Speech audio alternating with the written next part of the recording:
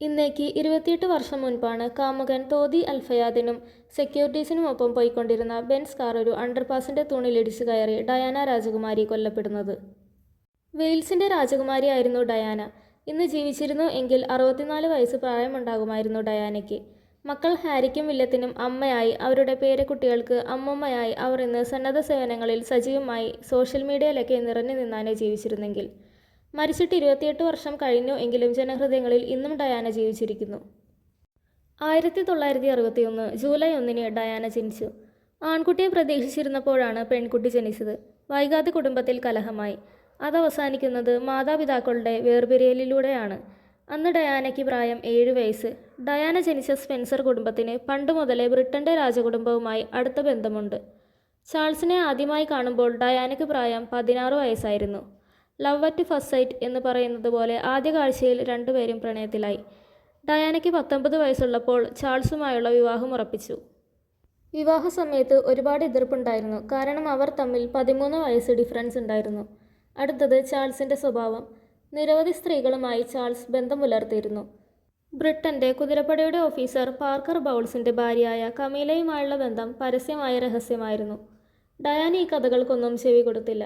അങ്ങനെ എതിർപ്പ് അവഗണിച്ച് അവർ 1981 ജൂലൈ 29 ബ്രിട്ടനിലെ സെന്റ് പോൾ കത്തീഡ്രലിൽ വിവാഹിതരായി. നൂറ്റാണ്ടിലെ തന്നെ ഏറ്റവും പ്രൗഢമെന്ന് വിശേഷിക്കപ്പെട്ട വിവാഹമായിരുന്നു അത്. പുതിയ രാജകുമാരിയെ കാണാനും സ്വീകരിക്കാനും 1,00,000-ഓളം ആളുകളാണ് ബ്രിട്ടന്റെ തെരുവിൽ നിറഞ്ഞത്. അങ്ങനെ പ്രത്യേകം ക്ഷണിക്കപ്പെട്ട അതിഥികൾക്ക് മുൻപിൽ ചാൾസിന്റെയും ഡയാന സ്പെൻസറിന്റെയും വിവാഹം നടന്നു. പരിശീലനം ലഭിച്ചിരുന്നെങ്കിലും വിവാഹപ്രതിജ്ഞയിൽ ഡയാന ചാൾസിന്റെ പേര് തെറ്റിച്ചു. ഭർത്താവിനെ അനുസരിച്ച് ജീവിക്കുമെന്ന ഭാഗം ഒഴിവാക്കിക്കൊണ്ട് അവർ പ്രതിജ്ഞ പൂർത്തിയാക്കി. ഭർത്താവിനാൽ ഭരിക്കപ്പെടേണ്ടവളല്ല ഭാര്യ എന്ന ഉറപ്പ് പോലെയായിരുന്നു അത്. അന്ന് 20 വയസ്സാണ് ഡയാനയുടെ പ്രായം. സോഷ്യൽ മീഡിയ സങ്കല്പത്തിൽ പോലും ഇല്ലാതിരുന്ന കാലത്ത് ഇരുവരുടെയും വിവാഹം 740 മില്യൺ ആളുകൾ തത്സമയം കണ്ടു.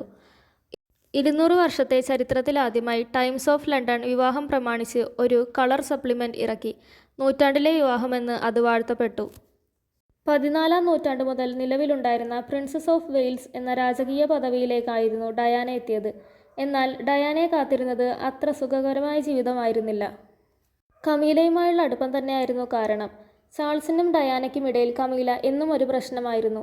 കമീലയോട് പ്രണയം ഉള്ളതുകൊണ്ട് തന്നെ ചാൾസിൽ നിന്ന് കടുത്ത അവഗണനയാണ് ഡയാനയ്ക്ക് നേരിടേണ്ടി വന്നത്. ഡയാനയ്ക്കന്ന് 20 വയസ്സേ ഉണ്ടായുള്ളൂ. 1981 നവംബർ എത്തിയപ്പോൾ മൂത്ത മകൻ വില്യമിന് ഡയാന ഗർഭം ധരിച്ചു. 3-ാം മാസത്തിൽ ഒരു ദിവസം കൊട്ടാരത്തിലെ പടിക്കെട്ടിൽ നിന്ന് ഡയാന തെന്നി വീണു. കുഞ്ഞിന്റെ ജീവൻ വരെ അപകടത്തിലാക്കാവുന്നതായിരുന്നു ആ വീഴ്ച. ചാൾസിന്റെ ശ്രദ്ധയും കരുതലും അല്പമെങ്കിലും ലഭിക്കുന്നതിനു വേണ്ടി ബോധപൂർവം നടത്തിയ ശ്രമമായിരുന്നു അതെന്ന് പിന്നീട് ഡയാന തുറന്നു പറഞ്ഞു. ഈ വീഴ്ചയിലൂടെ ചാൾസ് തന്നെ പരിഗണിക്കുമെന്നും ഒപ്പം നിൽക്കുമെന്നുമായിരുന്നു ഡയാന കണക്കുകൂട്ടിയത്. എന്നാൽ നിറകണ്ണുകളുമായി നിന്ന ഡയാനയോട് ബക്കിംഗ്ഹാം കൊട്ടാരത്തിന്റെ അടുത്ത കിരീടാവകാശി പറഞ്ഞത് "നീ ചെന്നായെ പോലെ കരയുകയാണ്" എന്നായിരുന്നു.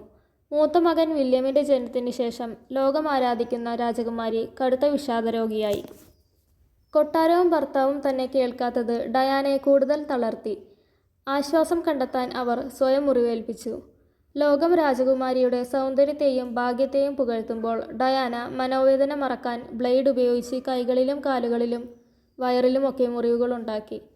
അങ്ങനെ തുടരാൻ ഡയാനയ്ക്ക് കഴിയുമായിരുന്നില്ല. മാനസിക രോഗത്തോടുള്ള സമൂഹത്തിന്റെ കാഴ്ചപ്പാടുകൾ കാറ്റിൽ പറത്തി രാജകുമാരി വിഷാദത്തിന് ചികിത്സ തേടി. അമിതമായി ഭക്ഷണം കഴിക്കുന്ന ബുലീമിയ എന്ന ഈറ്റിംഗ് ഡിസോർഡറും ഡയാനയ്ക്കുണ്ടായിരുന്നു.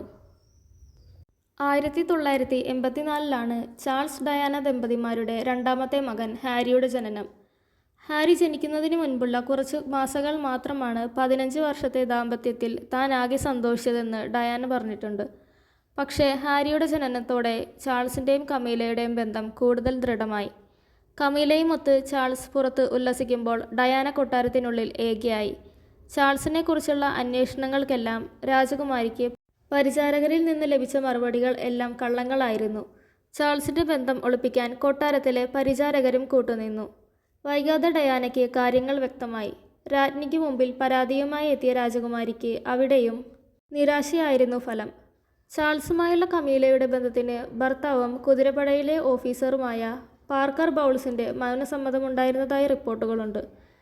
ശ്വാസം മുട്ടിക്കുന്ന ദാമ്പത്യത്തിൽ നിന്ന് പുറത്തു കടക്കാൻ കൊട്ടാരം ഏൽപ്പിച്ചിരുന്ന കടമകൾക്ക് പുറത്ത് അവർ സാധാരണക്കാർക്കിടയിലേക്ക് ഇറങ്ങി. അന്ന് ഡയാന ഉറക്കെ പറഞ്ഞത്, ഞാൻ രാജകുമാരിയാകുകയാണെങ്കിൽ അത് പാവങ്ങളുടെ രാജകുമാരിയായിരിക്കുമെന്നായിരുന്നു. സമൂഹം അവഗണനയോടെയും ഭയത്തോടെയും കണ്ടിരുന്ന HIV രോഗികൾക്കും കുഷ്ഠരോഗികൾക്കും ഇടയിലേക്ക് അവർ ഇറങ്ങി പ്രവർത്തിച്ചു. HIV ബാധിതർക്ക് ഗ്ലൗസ് പോലും ധരിക്കാതെ ഹസ്തദാനം നൽകി അവരെ ആലിംഗനം ചെയ്തു. എന്നിട്ടവർ ലോകത്തോട് വിളിച്ചു പറഞ്ഞു, എയ്ഡ്സ് രോഗികളെ നിങ്ങൾക്ക് നിങ്ങളുടെ വീടുകളിൽ താമസിപ്പിക്കാം, അവർക്കൊപ്പം ജോലിസ്ഥലവും കളിസ്ഥലവും പങ്കുവയ്ക്കാം. രാജകുമാരി ഇതെന്താണ് കാണിക്കുന്നതെന്ന ആശ്ചര്യത്തോടെയാണ് അവരുടെ പ്രവൃത്തികളെ ലോകം നോക്കിയത്. അന്നുവരെ അവഗണിക്കപ്പെട്ടിരുന്ന ഒരു സമൂഹത്തിന് പുനർജന്മം ലഭിച്ചതുപോലെയായി അവരുടെ പ്രവർത്തനങ്ങൾ. എയ്ഡ്സ് രോഗികളുമായി അടുത്തിടപെടുന്ന ആദ്യത്തെ ബ്രിട്ടീഷ് രാജകുടുംബാംഗമായിരുന്നു ഡയാന. ഒരു രാജകുടുംബാംഗം ഇത്തരത്തിൽ പെരുമാറുന്നത് സാധാരണക്കാർക്കിടയിൽ സന്തോഷവും പ്രതീക്ഷയും നൽകിയിരുന്നു. വൈകാതെ അവർ നൂറുകണക്കിന് സന്നദ്ധ സംഘടനകളുടെ രക്ഷാധികാരിയായി. ഇതോടെ ലോകം മുഴുവൻ ഡയാനയുടെ സ്വീകാര്യത വർദ്ധിച്ചു. പക്ഷേ ലിഖിത നിയമങ്ങളാൽ ജീവിതം മുന്നോട്ട് നയിച്ചിരുന്ന ബ്രിട്ടീഷ് രാജകുടുംബം ഡയാനയുടെ പ്രവൃത്തികളിൽ അതൃപ്തരായിരുന്നു. രാജകൊട്ടാരത്തിൽ ഇന്നുവരെ മറ്റാർക്കും ലഭിക്കാത്ത മാധ്യമശ്രദ്ധയും സ്വീകാര്യതയും ഔദ്യോഗിക ജീവിതത്തിലും സ്വകാര്യ ജീവിതത്തിലും ഡയാനയ്ക്ക് ലഭിക്കുന്നത് രാജ്ഞിയിൽ പോലും അസൂയ ജനിപ്പിച്ചു. ഡയാനയുടെ സ്വർണ്ണ തലമുടിക്കും നീല കണ്ണുകൾക്കും അവർ ധരിക്കുന്ന വസ്ത്രങ്ങൾക്കും ആഭരണങ്ങൾക്കും അവരുടെ ചെറുവിരൽ അനക്കങ്ങൾക്ക് പോലും ആരാധകരുണ്ടായി. കേരളത്തിൽ പോലും ഡയാന ഹെയർകട്ട് തരംഗമായി. ചാൾസുമായുള്ള വിവാഹം ഉറപ്പിച്ചതു മുതൽ ഡയാനയുടെ പിറകെ കൂടിയ പാപ്പരാസികളുടെ ശല്യം ഇതോടെ രൂക്ഷമായി. ഡയാനയുടെ സ്വകാര്യതകളിലേക്ക് ക്യാമറ കണ്ണുകളുമായി അവർ നിലയുറപ്പിച്ചു. വിടാതെ പിന്തുടരുന്നത് ശീലമാക്കി. ക്യാമറയിൽ പതിയുന്ന ഡയാനയുടെ സ്വകാര്യ നിമിഷത്തിന് 80കളിലും 90കളിലും കോടികളായിരുന്നു വില. അക്കാലത്ത് ഡയാനയുടെ ചിത്രങ്ങൾ വിറ്റ് പണക്കാരായ ഫോട്ടോഗ്രാഫർമാർ നിരവധിയാണ്. ഡയാനയുടെ ഒരു ചുംബന ചിത്രത്തിന് സൺഡേ മിറർ നൽകിയിരുന്നത് 1.5 കോടി രൂപയായിരുന്നു. ചിത്രങ്ങൾ എടുത്ത ഇറ്റലിക്കാരനായ മാരിയോ ബ്രന്ന കോടീശ്വരനായി. അനുവാദമില്ലാതെ ഡയാനയുടെ ബിക്കിനി ചിത്രം പ്രസിദ്ധപ്പെടുത്തിയതിന് സൺഡേ പത്രത്തിന് 50 ലക്ഷം രൂപ പിഴയൊടുക്കേണ്ടി വന്നതും ചരിത്രം. കൊട്ടാരം ഈ തുക അനാഥ ശിശുക്കളുടെ സഹായനിധിയിലേക്ക് സംഭാവന ചെയ്തു. പക്ഷേ 1995-ൽ BBC-ക്ക് അവർ ഒരു അഭിമുഖം നൽകി. കമീലയും ചാൾസും തമ്മിലുള്ള ബന്ധത്തെക്കുറിച്ചും തൻ്റെ പ്രണയബന്ധത്തെക്കുറിച്ചും വിഷാദത്തെക്കുറിച്ചുമെല്ലാം മറയേതുമില്ലാതെ അവർ വെളിപ്പെടുത്തി. മക്കളെക്കുറിച്ച് ചോദിച്ചപ്പോൾ ഡയാന പൊട്ടിക്കരഞ്ഞു. കമീലയെക്കുറിച്ച് ഞാൻ എൻ്റെ മക്കളോട് ഒന്നും പറഞ്ഞിട്ടില്ല. കാരണം എന്തെങ്കിലും ഒരിക്കൽ അവർ എൻ്റെ കുട്ടികളുടെ രണ്ടാനമ്മയായി വരുമെന്ന് എനിക്കറിയാമായിരുന്നു. അന്ന് ഡയാന പറഞ്ഞത് ശരിയെന്ന് കാലം തെളിയിക്കുകയും ചെയ്തു. ചാൾസുമായി വിവാഹമോചനത്തിന് അവർ ഇഷ്ടപ്പെട്ടിരുന്നില്ല.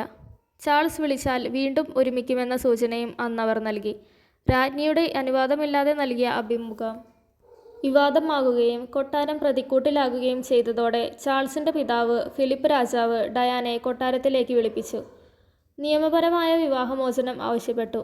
അങ്ങനെ 740 മില്യൺ ആളുകൾ തത്സമയം കണ്ട നൂറ്റാണ്ടിലെ വിവാഹമെന്ന് വിശേഷിക്കപ്പെട്ട ആ ബന്ധം 1996 ഓഗസ്റ്റ് 29-ന് തേംസ് നദീതീരത്തെ ഒരു കീഴ്ക്കോടതി മുറിയിൽ അവസാനിച്ചു. 95.75 കോടി രൂപയായിരുന്നു ഡയാനയ്ക്ക് ജീവനാവശ്യമായി നൽകിയത്. രാജകുമാരന്മാരുടെ അമ്മ എന്ന നിലയിൽ വെയിൽസിലെ രാജകുമാരി എന്ന പദവി നിലനിൽക്കും. ചാൾസുമായി വേർപിരിഞ്ഞതോടെ താൻ രക്ഷാധികാരിയായിരുന്ന എല്ലാ ചാരിറ്റി സംഘടനകളുടെയും സ്ഥാനം ഡയാന ഒഴിഞ്ഞു. പക്ഷേ പൊതുപ്രവർത്തനത്തിൽ സജീവമായി. 1997-ൽ ഡയാനയുടെ ജീവിതത്തിൽ പുതിയ പ്രണയമുണ്ടായി. ഒരുപക്ഷെ അവരുടെ മരണത്തിന് തന്നെ കാരണമായ ഒന്ന്. ബ്രിട്ടീഷ് രാജകുടുംബത്തിൻ്റെ പഴയ സുഹൃത്തും പാരീസിലെ റിറ്റ്സ് ഹോട്ടൽ ഉടമയുമായ ഈജിപ്ഷ്യൻ വംശജൻ മുഹമ്മദ് അൽ ഫയാദിൻ്റെ പുത്രൻ ദോദി അൽ ഫയാദായിരുന്നു കാമുകൻ. ഹോളിവുഡിലെ പ്രശസ്ത സിനിമാ നിർമ്മാതാവായിരുന്നു അയാൾ. ദോദി അൽ ഫയാദിനൊപ്പം വേനൽക്കാലം ആഘോഷിക്കുന്ന ഡയാനയുടെ തീവ്ര പ്രണയ രംഗങ്ങൾ അന്നത്തെ ടാബ്ലോയിഡുകളിൽ തരംഗമായി.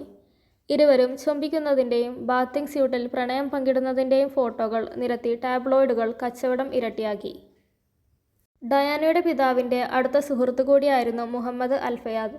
ബ്രിട്ടീഷ് രാജകുടുംബത്തിലേക്ക് പലവ്യഞ്ജനങ്ങൾ വിതരണം ചെയ്യുന്നത് മുഹമ്മദ് അൽ ഫയാദ് ആയിരുന്നു.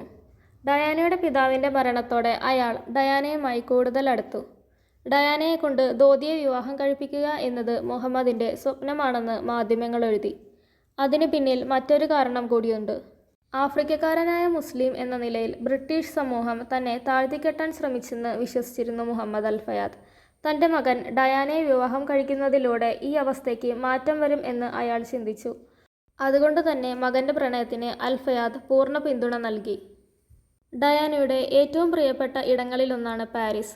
ഓഗസ്റ്റ് 30-ന് ഡയാനയും ധോതിയും കൂടി സർദിനിയയിൽ നിന്ന് ഒരു സ്വകാര്യ ജെറ്റിൽ പാരീസിലെത്തി.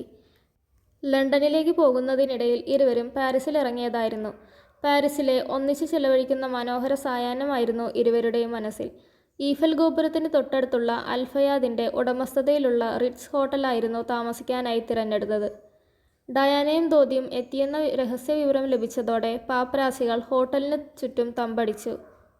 ഒടുവിൽ 1997 ഓഗസ്റ്റ് 31-ന് കാമുകനോടൊത്തുള്ള കാർ യാത്രക്കിടയിൽ പാപ്പരാസികളിൽ നിന്ന് രക്ഷപ്പെടാൻ പായുമ്പോൾ ഫ്രാൻസിലെ ഒരു ടണൽ റോഡിൽ വെച്ച് 36-ാം വയസ്സിൽ രാജകുമാരി മരണപ്പെട്ടു. മരിക്കുന്നതുവരെ അല്ല, അതിനുശേഷവും ഫെയറിടെയിലെ രാജകുമാരിയെപ്പോലെ ഡയാന ലോകത്തെ വിസ്മയിപ്പിച്ചു. Thank you for watching guys. അപ്പോൾ ഇതുപോലത്തെ കൂടുതൽ വീഡിയോസിനായി ചാനലൊന്ന് ലൈക്ക് ചെയ്യുക, സബ്സ്ക്രൈബ് ചെയ്യുക.